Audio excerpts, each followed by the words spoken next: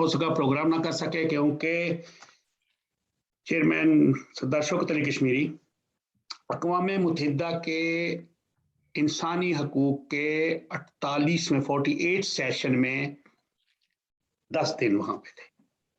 वहाँ पे बेशुमार कॉन्फ्रेंस और सेमिनार हुए। वहाँ पे हमने मुजाहरे भी देखे, बहुत से कौम परस्तों के भी थे, इंसानी हकूक़ के अलम बरदारों के भी थे, मुख्तलिफुल नस्ल और मुख्तलिफुल लिसानी और इस तरह बहुत से लोगों से मुलाकातें हुई। सबसे पहले मैं आप सब नाजरीन और सामीन की तरफ से सरदार शौकत अली कश्मीरी को मुबारकबाद पेश करता हूँ कि उन्होंने बड़े कामयाब प्रोग्राम कराए। उनकी जो मसला कश्मीर था, जो कश्मीर की रियासत की वहदानियत थी, जो उस रियासत का जो मुकम्मल खुद मुख्तारी की बातें थी, वो भी हुई। खैर, अभी हम चलते हैं अपने प्रोग्राम की तरफ। टाइम फिर लंबा हो जाता है, फिर मेरी बातें भी ऐसी होती है, बातों से बातें निकालता रहता हूँ। वो कोई मौलवी साहब थे तो वो खत्म पे गए तो वहां पे गोश्त पका हुआ, तो उन्होंने पूछा गोश्त किसका है, गोश्त बकरे का, बकरा किसका है, फलां से लिया, फिर लंबी बात हो जाती है। खैर, हम आज आपको 2-3 बातें बताएं कि पाकिस्तान जो मुमलकत खुदादाद पाकिस्तान कि जो सादक अमीन हाउस है एक, जहां पे उस मुल्क का वजीर आजम बैठता है, वहां से 300 तोला खालस सोना, जिसको पासे का सोना कहते हैं, ये 3.25 किलो बनता है तकरीबन, क्योंकि वो आज का 80 तोले का, जब मैं पढ़ता था 80 तोले का एक शेर होता था, शेर जो है वो किलो से ज्यादा होता है। चलो, तो ये 3.25 किलो सोना चोरी हो गया वहां से, पता ही नहीं किधर गया। चलो कोई बात नहीं, कौन सा अपना था। तालिबान ने दाढ़ी मंडवाने पर पाबंदी लगा दी, उन्होंने कहा दाढ़ी नहीं बनाओगे, ये इस्लाम है हमारा। खैर, मैंने आज तक इस्लाम में कहीं भी नहीं पढ़ा कि दाढ़ी लाजमी होनी चाहिए। दाढ़ी जो है वो एक सुन्नत है, उसमें कई लोग नहीं रखते। अरबों में तो वो सुन्नत है, वो दूसरी दाढ़ी लगा के मिस्र में इमाम आगे खड़ा हो जाता है। बरतानवी अदालत ने शहबाज खानदान को बरी कर दिया और नवाज शरीफ साहब ने भी मुफाहमत का ऐलान कर दिया। भारत में फिर वही किसान सड़कों पे आ गए, 3 ग्रुप तत्र-बत्र हो गए। हम चलते हैं शौकत साहब के पास, फिर इनसे बातें होंगी। अस्सलाम वालेकुम जी। जी वालेकुम सलाम। आज एक तहरीके आज़ादी का एक हीरो, अपनी कौम का हीरो, उसका जन्मदिन था, भगत सिंह का, जो जलियांवाला बाग से बड़े मारूफ थे। और हम तो समझते हैं कि मैं आपसे एक बात करना चाहता हूँ, उसके बाद आपके पास टाइम है, हम तो छोड़ देंगे। इंसान अपने हसब नसब से कम जाना जाता है, अपने किरदार से, अपने गुफ्तार से, अपने जो उसकी जद्दोजहद होती है उससे बहुत पहचाना जाता है। वो इस तरह कि आपकी और हमारी साबिक ख्वातीन की चेयरपर्सन, वाइस चेयरपर्सन पार्टी की मोहतरमा नाइला खानीन, जिनकी बरसी आपने परसों हमने जुमे वाले दिन मनाई, उनका अपना खानदानी नाम बड़ा एक हसब नसब है और हमारे वतन में उनके वालिद मोहतरम, अल्लाह ताला उनको मग़फ़िरत फरमाए, एक नाम है। लेकिन मैंने जो देखा कि इस वक्त जो उनकी जितनी भी उनके लिए खराज तहसीन पेश हुए हैं, जो उनके लिए बरसी बनाई गई, जो कुछ भी हुआ, वो उनकी जुर्रतमंदी, गालिबों के सामने खड़ा हो जाना, हक बात कहना, अपनी सियासी नजरिए पे कायम रहना और अपनी सियासी जद्दोजहद की वजह से। मेरा बस यही था, मैं उनको खराज तहसीन पेश करता हूँ और आपको मुबारकबाद पेश करता हूँ कि आपके साथ ऐसे साथी रहे हैं। अब चलते हैं प्रोग्राम की तरफ। मैंने आपको बातें बताई, तालिबान ने फिर वही अपना काम शुरू किया हुआ है, दाढ़ी अभी पाबंदी लगाई, अभी तो फिर आगे पता नहीं किस पे लगाएंगे। पाकिस्तान के अंदर वजीर आजम हाउस से 300 तोला सोना चोरी हो जाता है, पता ही कोई नहीं। और फिर हमारे आज़ाद कश्मीर के साथ क्या हुआ? हमारा आज़ाद कश्मीर सदर साहब को लेकर गए वहाँ पे न्यूयॉर्क में जनरल असम्बली के वो जो था सलामती कौंसिल में, तो उनको पिछली सीट पे बिठा दिया और वजीर जो था वो, जो उसको पता ही नहीं कश्मीर है किधर, अदूदरबे का, उसको आगे बिठा दिया। ये क्या जुल्म है जी? बहरहाल यही रस्म है, जिसमें कोई जुल्म की बात नहीं है। बात यह है कि मसला कश्मीर उनके नज़दीक सिर्फ इतना सा है कि वही मदई भी हैं, वही वकील भी हैं, वही मुनसब भी हैं और वही काबिज भी हैं। اب یہ ہے کہ جو قابضین ہوتے ہیں وہ آپ کو جہاں کہیں بھی بٹھا دیں، آپ کی اپنی کوئی مرضی تو ہوتی نہیں ہے. اور آزاد کشمیر کے یہ جو سو کالڈ پریزیڈنٹ ہوں یا وزیر اعظم ہوں یا کوئی،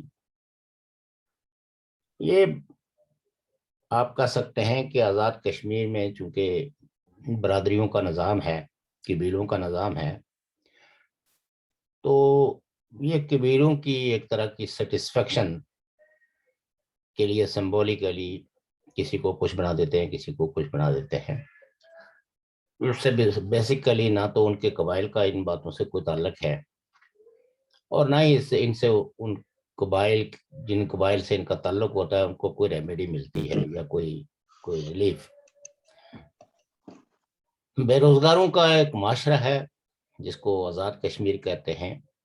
یہ تو خیر تو شاعری ہی، حقیقت تو اس سے بالکل برعکس ہے. جس حکومت کی اپنے وسائل پہ بھی کوئی سے نہ ہو، گرفت تو دور کی بات ہے نا، کوئی سے نہ ہو.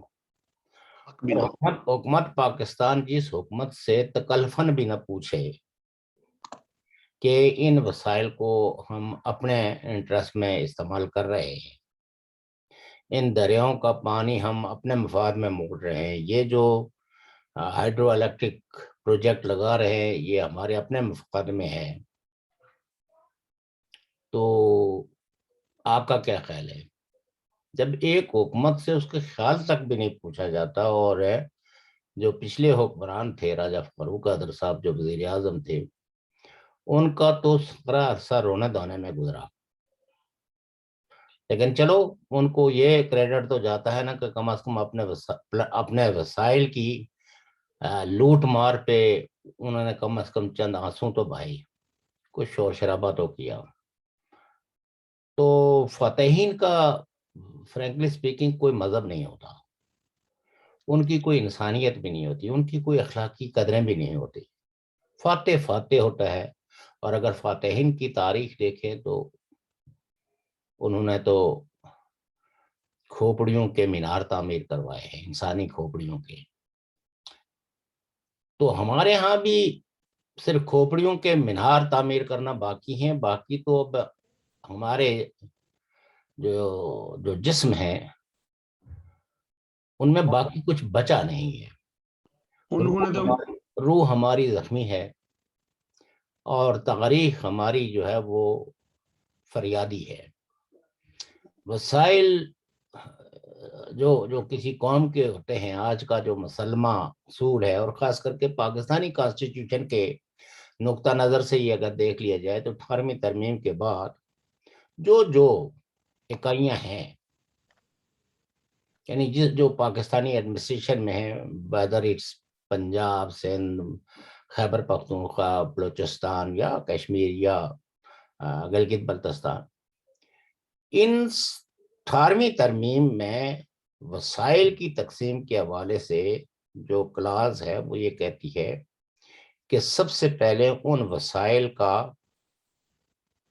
کے حقدار اور پھر اس کو استعمال کرنے والے جو بینیفیشلز ہیں، جو جن کو بینیفٹس ملنا چاہیے، وہ لوگ ہیں جن کے علاقوں سے، جن کے ملک سے جو ہے، یا جن کے اکائی سے کوئی وسائل اگر وفاق استعمال کرتا ہے تو اس کے بینیفیشری جو ہے وہ اس علاقے کے لوگ ہوں گے. باقی جگہوں کا تو ہم کہہ نہیں سکتے، چونکہ پاکستان کے اندر بھی جتنی سیاسی تحریکیں ہیں اور جو رائٹ ٹو سیلف ڈٹرمنیشن کی تحریکیں چلائے ہوئے ہیں، ان تحریکوں کا بھی بڑا رونا یہی ہے کہ وسائل ہمارے ہیں اور قبضہ کسی اور کا ہے، استعمال کسی اور کے مفاد میں استعمال ہو رہا ہے.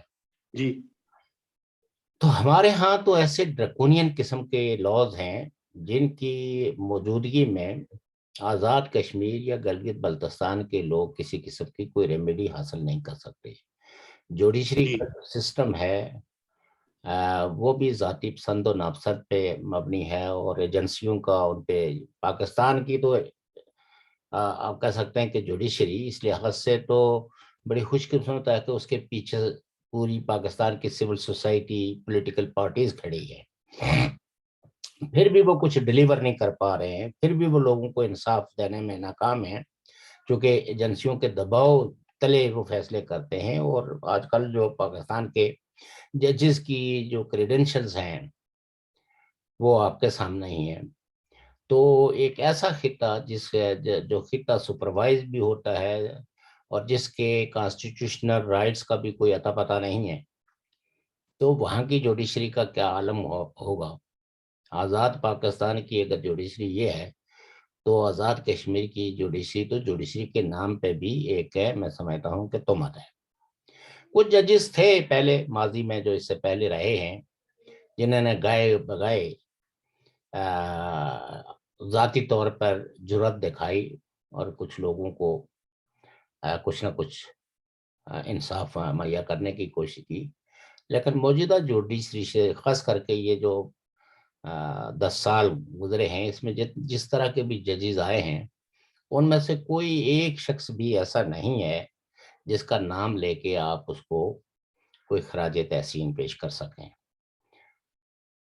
ہمارے ہاں تو سول سوسائٹی ویسے ہی بہت کمزور ہے، پولیٹیکل پارٹیز ہیں تو وہ تو میں سمجھتا ہوں کہ وہ ان کو پولیٹیکل پارٹی کہنا بیسیکلی پولیٹیکل پارٹی کی بھی کسی ڈیفینیشن میں نہیں آتے۔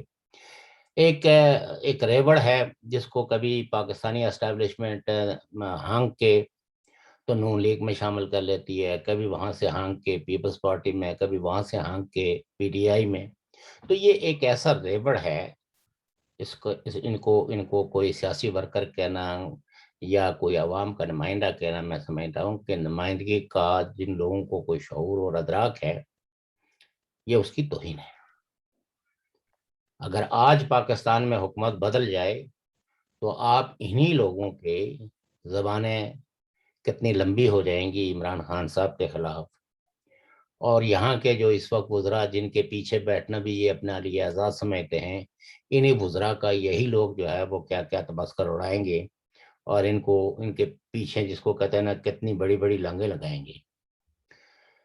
تو یہ حالات کا جبر ہے، اور اس میں ان کو کوئی زیادہ قصوروار بھی اس لیے نہیں کہتا ہوں کہ ایک جبر مسلسل ہے، اور اس مسلسل جبر کے نتیجے میں جو مزاحمتی تحریکیں ہیں اگر وہ اپنا کوئی فیصلہ طے نہ کر پائیں، وہ صرف نعروں کی حد تک رہیں، تو یقیناً جو ہے وہ اس کا امپیکٹ سوسائٹی کے دیگر حلقوں پہ بھی منفی پڑتا ہے، بلکہ زیادہ لوگ کمپرومائزنگ ہو جاتے ہیں، زیادہ اپنے مفاد کے حوالے سے وہ بوٹ پالشیے بن جاتے ہیں جو آج کل اس طرح استعمال ہوتی ہے۔ تو یہی ہو رہا ہے کہ چونکہ ہماری جو سول سوسائٹی کا جو ڈکلائن ہے، حالانکہ باقی جگہوں پہ اویئرنیس بہت بڑی ہے، یقیناً ہمارے ہاں بھی لوگوں کی اویئرنیس ہوگی، لیکن ابھی تک وہ اویئرنیس جو ہے وہ ایک مزاحمتی تحریک کی شکل اختیار نہیں اس نے کیا ہے۔ لوگ اپنے تہیں کئی جگہوں پہ بڑے مظاہرے بھی کرتے ہیں، مزاحمت بھی کرتے ہیں، نعرے بھی لگاتے ہیں، لیکن ایک یونیفائڈ جس کو کہتے ہیں نا سول سوسائٹی کی ایک یونیفائڈ آواز وہ ابھی تک نہیں بن سکی۔ آپ یہ دیکھیں کہ اگر ہم پاکستان کے نسبت سے دیکھیں تو 70 سالوں میں ہم کوئی ایک چھوٹا موٹا ہم بیر بھی نہیں پیدا کر سکے، حالانکہ مطلب یہ کہ ہی از ناٹ سو آئیڈیل، لیکن پھر بھی ایک مزاحمت کی علامت تو ہے نا اپنے معاشرے کے لحاظ سے۔ تو اس لیے سلطان محمود چودھری صاحب کو وہ کل کسی نے ویڈیو ایک مجھے بھیجی تھی، وہ کہیں کافی کی تلاش میں بیچارے جو ہے نا وہ سڑکوں پہ پیدل گھوم رہے تھے، تو وہ پارکنگ وارکنگ ادھر جی بڑا مسئلہ، میں نے جگہ دیکھی ہے ادھر، بس وہ ایسے کسی نے اس پہ کمنٹری کی ہوئی تھی کہ دیکھیے کہ اپنے ایریاز کے اندر یہ 30 40 گاڑیوں کا کارواں لے کے چلتے ہیں، سر وہاں پہ خطرہ بڑا ہوتا ہے نا جی۔ جی جی جی ٹھیک ہے، تو لیکن یہاں جو ہے وہ حد یہ ہے کہ ان کو کوئی کافی کی آفر دینے والا بھی کوئی نہیں ہے، اور بیچارے خود ہی لائن میں لگ کے، تو یہ اس طرح کی کوئی تصویر تو آپ شاہ محمد قریشی کی یا وہ جو شہریار افریدی، بے شک ان کے ساتھ اسٹیٹ انسٹیٹیوشن ان کا ننگا کر کے تلاشیاں لے یا جو بھی کرے، لیکن بہرحال وہاں ان کی ڈسپوزل پہ جو ہے وہ پاکستان مشن ہوتا ہے، پاکستان وہ جو ایمبیسی ہوتی ہے اس کے اہلکار ہوتے ہیں۔ تو یہ ہے کہ آزاد کشمیر کی جو صورتحال ہے نا، یہ بہت ہی دگرگوں ہے، بہت ہی افسوسناک ہے، اور شاید ادب نے وہ الفاظ یعنی وہ اصطلاحات ایجاد نہیں کی ہیں جن کا استعمال کر کے ہم لوگوں کو آزاد کشمیر کی حقیقی صورتحال کو کی نشاندہی کر سکیں۔ ہر طرف ایک انحطاط ہے، ہر طرف ہے۔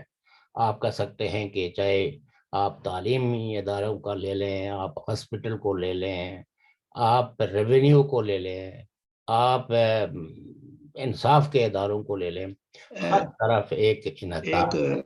ایک قطع کلامی آپ کی، جی ابھی آپ نے وسائل کی بات کی تھی، چلو آپ تھوڑا سا پانی کا گھونٹ بھی لے لیں۔ آزاد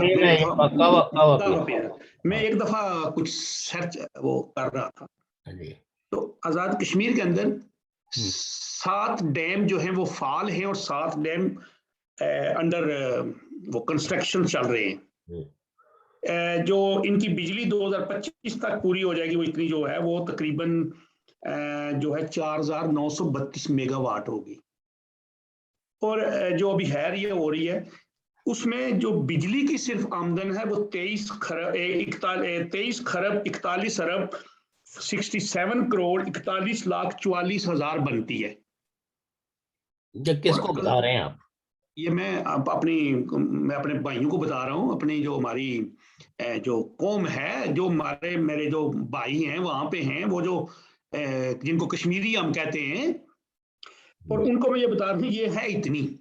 اور جو آزاد کشمیر کا جو بجٹ انہوں نے بنایا نا، وہ بنایا 73 ارب اور 51 کروڑ کا۔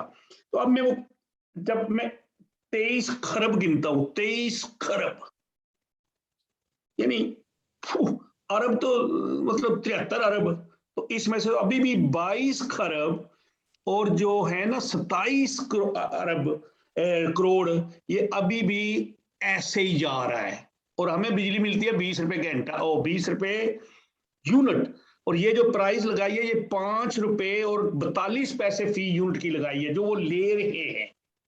باقی معدنیات کو چھوڑے، اچھا جی، یہ صرف بتانا تھا اپنے بھائیوں کو۔ دیکھیے علیم صاحب، بات یہ ہے کہ ہمارے لوگوں کو بھی پتہ ہے، سیاسی کارکنوں کو بھی اپنے قدرتی وسائل اور بجلی کی جو آمدنی ہے وہ سب پتہ ہے، اور ان نام نہاد وزراء کو بھی پتہ ہے۔ اصل چیز یہ ہے کہ who claim ان وسائل کو کون کلیم کرے گا؟ مسئلہ یہ نہیں ہے، اس پہ تو کوئی ڈسپیوٹ ہے ہی نہیں۔ روزانہ سوشل میڈیا پہ ایک انچ پر جو معدنیات ہیں، جو وسائل ہیں اور ان کی جو پلنڈرنگ ہے، اس پہ لوگ لکھتے رہتے ہیں، ہم بھی پڑھتے بھی ہیں اور بچپن سے یہی مطالعہ کرتے ہیں۔ 32% جنگلات۔ لیکن بات یہ ہے حلیم صاحب کہ کلیم کس نے کرنا ہے؟ وہ اس آدمی نے کرنا ہے جو یہ دعوے دار ہے کہ میں آزاد کشمیر کا وزیر اعظم ہوں۔ یہ مطالبہ کس نے کرنا ہے؟ وہ جو ممبران اسمبلی اپنے آپ کو کہلاتے ہیں کہ ہم لیجسلیٹرز ہیں اور ہم آزاد کشمیر کے وارث ہیں، یہ انہوں نے کوئی ایک اسمبلی میں آج تک قرارداد یہ پیش نہیں کر سکتے۔ کسی ایک چیف سیکرٹری نے ان کو تنگ کیا تھا تو اس پہ انہوں نے ایک متفقہ قرارداد اس کے خلاف منظور کی تھی، اور وہ بھی حکومت پاکستان نے مسترد کر دی تھی۔ اوقات تو ہمارے وزراء کی، ہماری کیبنٹ کی ہے۔ اس لیے کسی صاحب نے، جو کوئی بین الاقوامی وہ تھا، مجھے اس وقت نام نہیں آ رہا ہے، تو انہوں نے وہ پورے ریاست جموں کشمیر کا تجزیہ کر کے جو کنکلوڈ کیا تھا، وہ اس نے کہا کہ میرے اپنے تجربے کے مطابق کانسٹیٹیوشنلی اور ہر اعتبار سے کوئی اگر زیادہ ڈپرائیوڈ لوگ ہیں تو وہ آزاد کشمیر کے لوگ ہیں، کیونکہ یہ ایک ایسا خطہ ہے جس میں کوئی انٹرنیشنل فیم کا کوئی جرنلسٹ وزٹ نہیں کر سکتا, کوئی ہیومن رائٹس ایکٹیوسٹ وزٹ نہیں کر سکتا, اور جن لوگوں کو کوئی اسپیشل پرمیشن وزارت داخلہ دے وہ بھی انہی لوگوں کو دیتے ہیں جن کی کریڈنشل گورنمنٹ پاکستان کے بارے میں یہ ہوتی ہے کہ یہ ہمارے حق کے لوگ ہیں, جو کچھ بھی لکھیں گے وہ ہمارے حق میں لکھیں گے. آپ سے تو اس لحاظ سے گلگت بلتستان بہتر ہے کہ کم از کم وہاں تو جرنلسٹ جا سکتے ہیں, ہیومن رائٹس آرگنائزیشن جا سکتی ہیں, اسی لیے گلگت بلتستان انٹرنیشنلی مور ورنریبل ہے اپنے وسائل کے اعتبار سے, اور لوگوں کی ہمدردیاں دن بدن ان سے بڑھ رہی ہے. ہم لوگ بھی لگے ہوئے ہیں, ظاہر ہے گلگت بلتستان کے لوگ ہوں یا آزاد کشمیر کے لوگ ہوں, ہم سمجھتے ہیں کہ یہ ہمارا فرض ہے تاریخی بھی اور وطنی بھی کہ ہم وہاں کے لوگوں کے جو بنیادی سیاسی سماجی اور معاشی مسائل ہیں اور جو ان کے حقوق ہیں اس کے تحفظ کے لیے عالمی اداروں کو باخبر رکھے. اسی لیے حکومت پاکستان اکثر و بیشتر ہم سے ناراض رہتی ہے, حالانکہ ہم وہی بات کرتے ہیں جو سندھی بات کر رہے ہیں, بلوچ بات کر رہے ہیں, پشتون بات کر رہے ہیں, حالانکہ ہمارا حق تو پشتونوں نے تو اس دفعہ بڑا سنیے ہمارا تو حق ہے جو ہے وہ ایک عالمی عدالت میں بھی پڑا ہوا ہے, یونائٹڈ نیشن جہاں کا پاکستان سگنیٹری ہے, اور وہ ریزولوشنز جو ہے وہ یونائٹڈ نیشنز کی ہیں جن کو پاکستان اور انڈیا دونوں نے اگری کیا ہوا ہے. لیکن اس کے باوجود جو ہے جو ہمارے لوگوں کی حالت ہے اور جس طرح کے کانسٹیٹیوشنل کنسٹرین ہیں وہ کسی اعتبار سے بھی, ان صاحب نے کہا تھا کہ یہ کسی اعتبار سے بھی اس کو جو ہے وہ نسبتاً ایک بہتر معاشرہ نہیں کہہ سکتے, بلکہ یہ ایک کالونی ہے. یہاں لوگوں کو کالونائز کیا گیا ہے, ان کے ریسورسز کو کالونائز کیا گیا ہے, اور انٹل اینڈ انلیس پاکستان جو ہے وہ یہاں کے لوگوں کو کوئی کانسٹیٹیوشنل گارنٹیز, کانسٹیٹیوشنل اسپیس مہیا نہ کرے.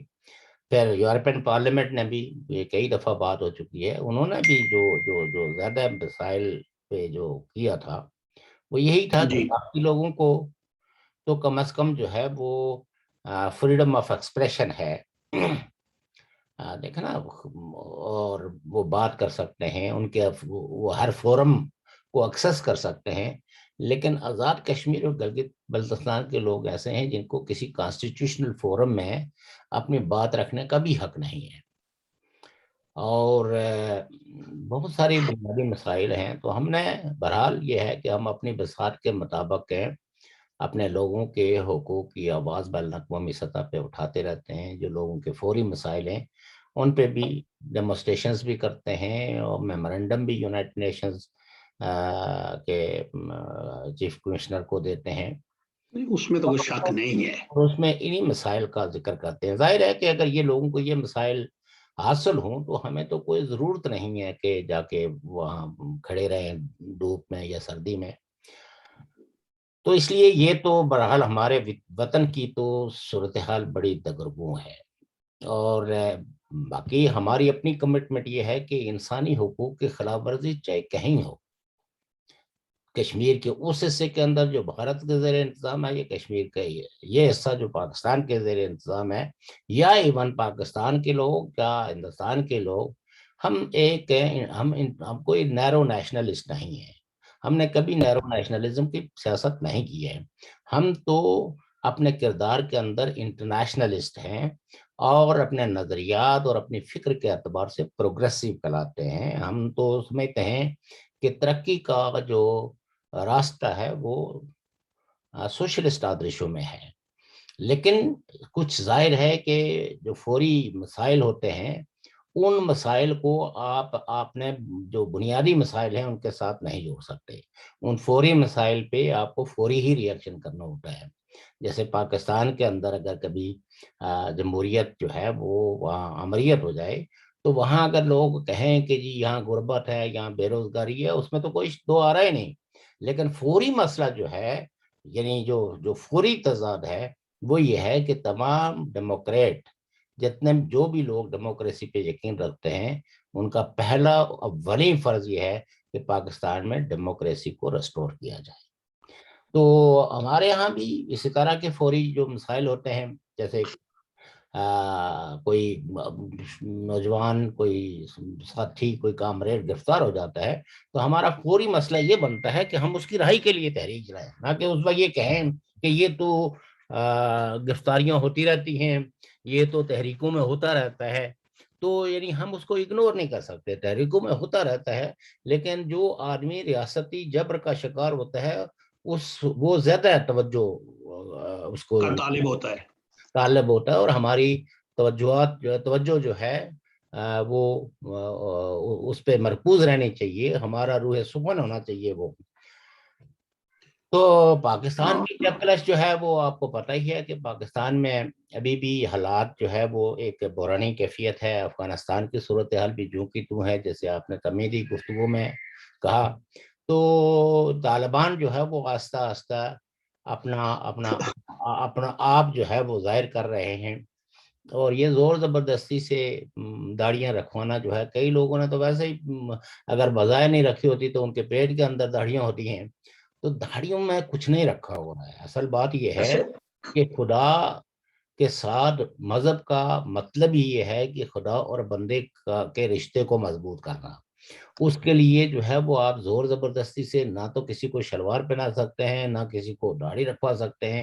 اور اگر یہ کچھ کریں گے آپ تو اس میں خدا کی مرضی اور منشا شامل نہیں ہوگی. یہ آپ کی لوکل ٹریڈیشن ہوگی، اپنی ذاتی پسند ہوگی کہ جو لباس آپ کو پسند ہے آپ دوسروں پہ بھی اسی کو امپوز کریں. اور میں تو یہ کہتا ہوں کہ افغانی اس لحاظ سے اس صدی کے بڑے بد نصیب لوگ ہیں، بدقسمت لوگ ہیں کہ جنہوں نے نسبتاً ایک بڑا آزاد ماحول دیکھا تھا. اگر میں کبھی کبھی یاد کرتا ہوں کہ 1970، 71، 72 یہ وہ ایام تھے کہ جب افغانستان اپنے مطلب یہ ہے کہ ترقی کے عروج پہ تھا، تہذیب و تمدن کے وہاں کی یونیورسٹیاں گہوارہ ہوتی تھی، اور کسی قسم کے لوگوں کی سوچ اور فکر پہ کوئی قدغن نہیں ہوتی تھی. جس کو مرضی ہے جیسا لباس پہنے، کسی فرد کو حق حاصل نہیں ہوتا تھا کہ وہ ان کے پہناوے پہ یا ان کے کسی اور طرز پہ کوئی انگلی اٹھائے. یہ صرف سٹیٹ ہوتی تھی جو لا اینڈ آرڈر کی سچویشن کو مینٹین کرتی تھی. انفارچونیٹ ہے کہ اس کے بعد شاید اس معاشرے کو نظر لگ گئی کسی کی، ورنہ نہیں تو افغانی معاشرہ جو ہے اور افغانی خواتین جو ہے وہ اتنی امپاورڈ تھی کہ ان کا اگر آپ 70 کی دہائی کا تقابل کریں تو بر صغیر کا کوئی اور ملک وہاں کی خواتین کی جو آزادی وہ انجوائے کر رہی تھی، وہ آزادی یہاں کی خواتین کو تصور میں نہیں ہے. جتنی سوسائٹی میں انہوں نے عزت اور احترام دیکھا ہے، اس کا جو ہے وہ یہاں ہمارے سوسائٹی اس کا اندر جو ہے نا اس کا کوئی تصور نہیں کیا جا سکتا تھا. لیکن ایک کالی رات جو ہے وہ ان پہ ایسی مسلط ہوئی ہے کہ نہ وہ اپنی پسند کا لباس پہن سکتے ہیں، نہ اپنے پسند کے مطابق وہ یونیورسٹی جا سکتی ہیں، نہ اپنے پسند کے مطابق وہ کالج جا سکتی ہیں. مردوں کا بھی مسئلہ وہی ہے جی، مردوں کو بھی وہاں پہ کون سا. مردوں کا مسئلہ یہ ہوا نا کہ کہیں ایک لوگ جو وہ ملک چھوڑ گئے، وہ سکلڈ لوگ تو چھوڑے جی جن کے پاس پیسے تھے. اور آپ یہ دیکھیں کہ ایسی ابھی حال ہی میں تقریباً جو ریکارڈ میں آ رہا ہے کہ تقریباً 3 لاکھ سے زائد جو سکلڈ لوگ تھے انہوں نے طالبان کے خوف کی وجہ سے اپنا مادر وطن چھوڑ دیا، اور وہ مختلف ملکوں کے اندر جو ہے 1 لاکھ اور 24-25 ہزار تو امریکہ اور تک چلے. آج بھی جب میں نے دیکھا ہے جو افغان خواتین یہاں آئی ہوئی تھی، ان کی گفتگو، ان کی تہذیب اور تمدن اس بات کی اور ان کی اظہار ایجوکیٹڈ. کرتی ہے کہ ہاں کسی معاشرے نے ان کی تعلیم و تربیت کی ہے، اور بچارے آج جو ہے نا در بدر ہیں، پوچھتے ہیں کس ملک میں اسائلم لی جائے، کہاں جایا جائے. سر کچھ ایک کو اپنے مستقبل کا پتہ نہیں ہے. اگر میں آپ سے اجازت لوں تو ایک بات کرنی ہے. جی جی جی جی. یہ مجھے ڈر ہے کہ ہم کشمیری، میرے وطن کے لوگ، ہم کئی جگہ تو خوشیاں مناتے ہیں، ہمارے کچھ لوگ جی ہم بڑے آزاد ہیں یا جو بھی ہے، ہمارے ساتھ ایک دوسرا کھیل کھیلا جا رہا ہے. ہمیں ذہنی طور پہ غلام بنا لیا گیا ہے، ہم اس ذہنی غلامی کو ایکسیپٹ کیے ہوئے ہیں. 47 میں جب یہ آکوپائڈ ہوا ادھر ادھر. تو آزاد کشمیر جس کو کہتے ہیں اس کے اندر 46% فارسٹ تھا, جنگلات تھے 46%. آج 14% رہ گئے, 32% جو ہے وہ اس وقت میں ختم ہو چکا ہے. وہ کہاں گیا ہے؟ مہاراجہ کے وقت میں جو ہے جی یہ جو ریاست جموں کشمیر کے جو جنگلات تھے ان کی پرسنٹیج یہ تھی کہ 73% فارسٹ ایریا تھا اس وقت. اس طرف تو ابھی بھی ہے نا, اور اس طرف تو ابھی بھی جنگلات بہت ہیں. ابھی بھی جنگلات ہیں, لیکن وہاں بھی اس ملیٹنسی نے کیا کام. حد تک جس چیز کو نقصان پہنچایا وہ جنگلات کو پہنچایا, چونکہ یہاں ہیڈ آؤٹ ہوتے تھے. تو پھر یہ ہے کہ جنگلوں کو آگ لگا دی گئی اور کٹائی جنگلوں کی بڑی بے دردی کے ساتھ وہاں بھی ہوئی ہے. جی جی تباہی وہاں بھی بہت ہوئی ہے. جی جی جی. تو یہاں تو باقاعدہ سرکار کی سرپرستی میں جنگل سمگل ہوتی ہے. اور یہاں کا جو پولیٹیکل سسٹم ہے, آپ یہ کہہ سکتے ہیں کہ یہ ٹمبر مافیا کے ساتھ جڑا ہوا سسٹم ہے, جن کو کوئی پوچھ نہیں سکتا. جو جنگل کی تباہی اور کٹائی اور پھر اس سے حاصل ہونے والی جو وسائل ہیں, جی یہ کوئی چونکہ یہاں کوئی اکاؤنٹیبلٹی کا سسٹم ہی نہیں ہے. تو یہ چونکہ سارے لوگ جو ہے وہ جو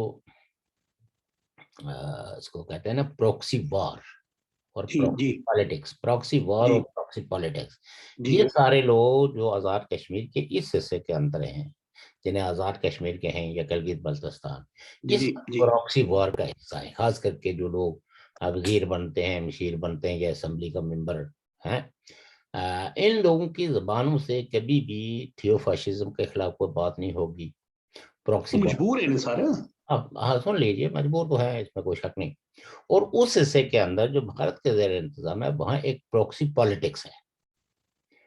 وہاں کی جو مرکزی حکومتیں ہیں وہ بھی وسائل کے بنیادوں پہ اپنے کرونیز اپنی پارٹیاں بنواتے ہیں, تاکہ جو جینون پولیٹیکل پارٹیز ہیں, جو لوکل لوگوں کی انسپریشنز کو جی اٹریکٹ کرتی ہیں, ان کی اس پاپولیرٹی کو, ان کی اس وائس کو کمزور کیا جائے. تو دونوں جی طرف کا اگر آپ تقابل کریں تو ہم جو ہے ہمارے ہاں جو ہے وہ پراکسی وار ہے, اور ہماری پوری جو سرزمین ہے یہ ایک ٹیررسٹ ایکٹیویٹیز کے لیے لانچنگ پیڈ ہے. اور وہاں جو ہے یعنی اس پراکسی وار کا جو ایندھن ہے وہ پار والے ہیں, اور ہمیں زور زبردستی سے ان کے ساتھ نتی کر دیا گیا ہے. البتہ جو پولیٹیکل سول وائسز ہیں ان کو ڈیوائیڈ کرنے کے لیے وہاں پراکسی پولیٹکس کو فروغ دیا جا رہا ہے, کہ تاکہ کوئی یونیفائڈ وائس جو ہے وہ رائٹس کے لیے, ریاستی تشخص کے لیے, وہاں کے لینگویج اور کلچر اور ان ساری چیزوں کی حفاظت کے لیے کوئی یونیفائڈ آواز نہ بن سکے. باقی دیکھیں, ہم بات کر رہے تھے افغانستان کی, تو افغانستان جو ہے یہ وہاں آپ کو پتہ ہی ہے کہ مختلف کانفرنسوں میں بھی مجھ پہ کئی سوالات ہوتے رہے. جی میں ہمیشہ یہ کہتا ہوں کہ it is a transitional period, یہ ایک عبوری دور ہے, اور یہ سخت دور ہے افغان عوام کے لیے. جی لیکن یہ دور جو ہے وہ زیادہ عرصہ قائم اور دائم نہیں رہ سکتا, کیونکہ یہ جبر کا نظام ہے. اور یہ چند ایک لوگ جو کچھ دین فہمی ان کو ہے, اس کو دین فہمی بھی نہیں ہے, بلکہ ان کی اپنی ذاتی پسند ہے, لباس کے حوالے سے, داڑھیوں کے حوالے سے, بالوں کے حوالے سے.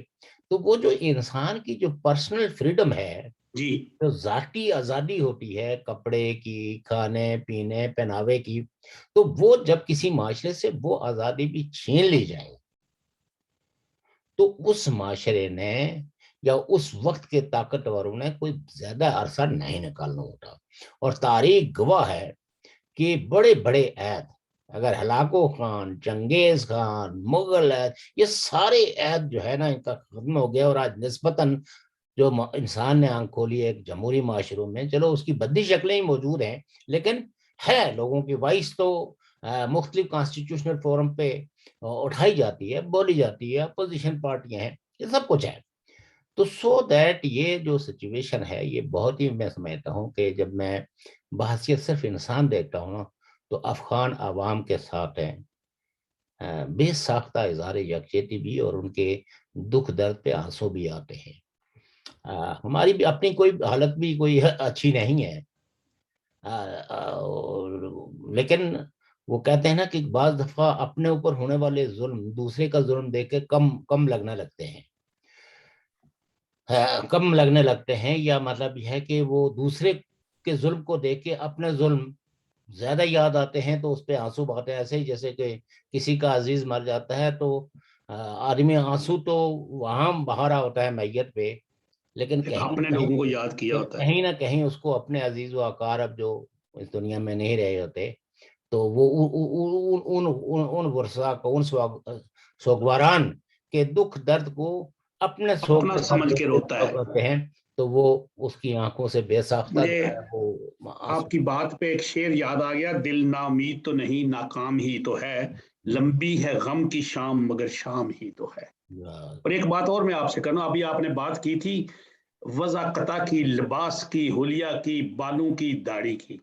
کیا آپ سمجھتے ہیں جو یہ طالبان کا جو لباس اور داڑھی جس طرح رکھی ہوئی ہے، اسلام تو بڑا پاکیزہ مذہب اور صاف ستھرا مذہب ہے، وہ تو کہتا ہے اپنی شکل خوبصورت بناؤ، یہ تو وحشیت یعنی بنائی ہوئی ہے۔ وہ میرے خیال میں ٹائم ہمارا جو ہے وہ کچھ وہ بھی جانے والا ہے، 5-7 منٹ ہے آپ کے پاس۔ اور کچھ اصل میں جی انگیجمنٹس ہیں، جی جی جی، تو 5-6 وہ مطلب یہ ہے کہ یہ جو سچویشن رہی ہے، اور اس وقت اس دفعہ جو United nation human rights council کے سیشن میں آپ نے جی بھی ڈفرینٹ وائسز دیکھی ہوگی، خاص کر کے افغان ڈائسپورا بڑی تعداد جی میں انہوں نے آ کے پروٹیسٹ کیا، اور جی اپنے جی گریونسز جو ہے وہ ان اڑوس پڑوس خاص کر کے پاکستان کے حوالے سے بھی، کہ وہ انہوں نے ہماری تہذیب اور تمدن پہ ایک طرح کا ایسے حملہ کیا ہے۔ حملہ کیا ہے، اور ایسے لوگوں کو پیدا کیا ہے جو بیسیکلی وہ افغانستان کی سرزمین کے لیے اجنبی ہیں، سوائے ان کی واقفیت اس حد تک ہے کہ ان کے ہاتھ میں کلاشنکوف ہے، ان کے ہاتھ میں بندوق ہے، ان کے ہاتھ میں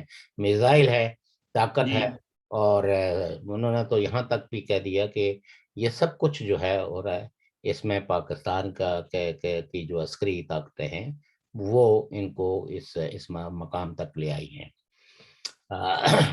جی جی اس طریقے سے ہم نے سندھ کے لوگوں کو بھی دیکھا ہے، وہ بھی اپنے وسائل کا اور اپنی اقلیت میں بدلنے کا جو ریاستی منصوبہ ہے اس کا رونا رو رہے تھے، اپنے وسائل پر ان کا کوئی قبضہ نہیں ہے، اور لوگ مسلسل جو ہے وہ ایک تو ہجرت میں مجبور ہیں روح اور تن کے رشتے کو برقرار رکھنے کے لیے، اور دوسری طرف جو ملک کا اندر ہے تو باہر سے لوگوں کو اٹھا کے سندھ میں بسایا جا رہا ہے، جس کی وجہ سے جو ہے ان کے وسائل بھی کم ہوتے جا رہے ہیں، اور سب سے بڑی بات یہ ہے کہ وہاں کی ڈیموگرافی چینج ہو رہی ہے۔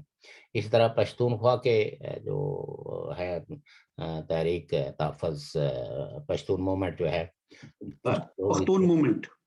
جی ہاں، اور باقی بھی علاقوں کے لوگ موجود تھے، ہم نے اس دفعہ تبت کے لوگ بھی وہاں بڑے پیمانے ہمارے ساتھ بڑا جی تھے، اور انہوں نے ہمارے ساتھ بھی اظہار یکجہتی کیا۔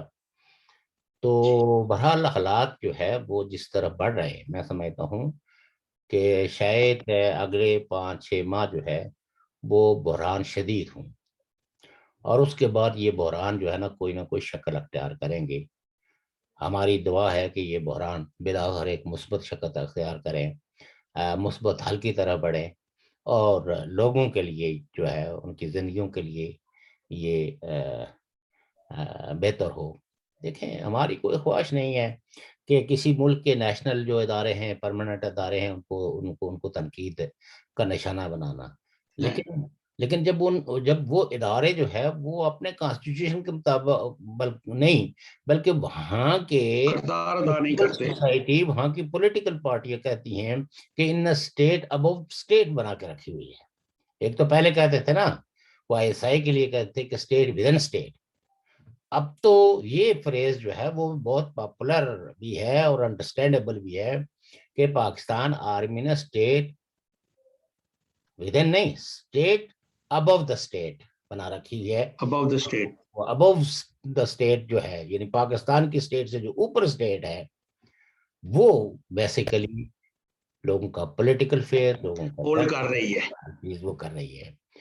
تو بہرحال اس شاہ کو صاحب ایک سوال ہے جی بات کریں گے آگے. ایک سوال ہے میرا آج آخری آپ سے, کل بات کریں گے اس پہ.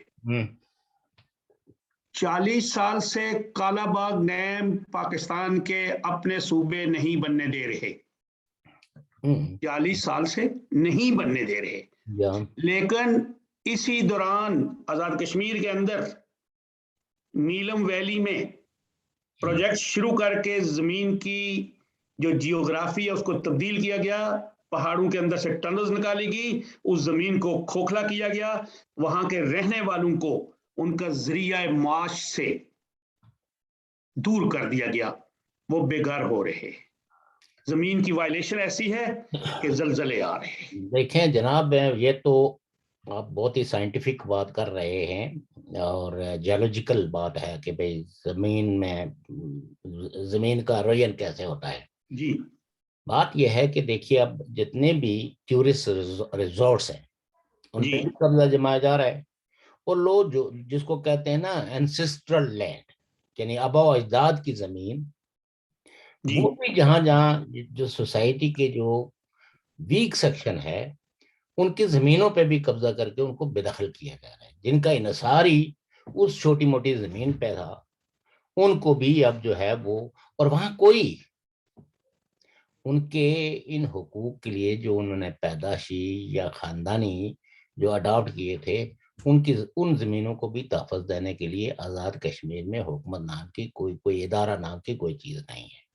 جس وقت فوج کا نام آتا ہے تو سب کی زبانوں میں لکنت, اور بلکہ وہ گونگے بہرے ہو جاتے ہیں. تو وہ اس پہ گفتگو کریں گے. تو میرے خیال میں آج میں آخری پیغام دے لوں, اس کے بعد ہم ختم کرتے ہیں. محترم ناظرین سامعین, بہت شکریہ آپ کا, آپ نے ہمارا پروگرام دیکھ رہے ہیں گے. اور جو ناظرین سامعین, میں پھر وہی بات کہنے لگا ہوں آخری 1 سیکنڈ کی, کہ کبھی بھی یہ نہ سوچیں کہ ہم اگر خود مختار ریاست ہوگی تو ہم کھائیں گے کہاں سے, پہنیں گے کیا. ہمارے وسائل میں نے آپ کو بتایا ہے, یہ صرف پانی کے وسائل ہیں جو آپ کو 21 خرب دیکھ لیں, اور اس کے علاوہ کیا کیا ہوگا. تو آئیں ریاست کی وحدانیت اور خود مختار ریاست کی حامل سیاسی جماعتوں کے ساتھ مل بیٹھیں, ان کو مضبوط کریں, اپنے کشمیری لیڈر کو بنائیں.